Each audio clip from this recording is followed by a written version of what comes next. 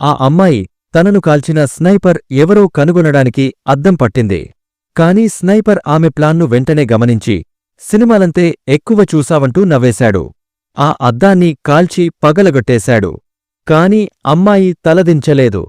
ఇంకో అద్దాన్ని 1.5 మీటర్లు ఎత్తులో పట్టింది. స్నైపర్ మళ్లీ కాల్చేశాడు.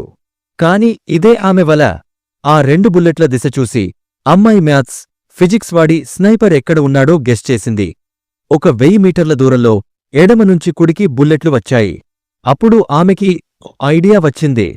ఫ్రిడ్జ్ వెనకాల అతడికి కనపడదని తెలిసింది. వెంటనే ఫ్రిడ్జ్పైకి ఎక్కి దూకేందుకు సిద్ధమైంది.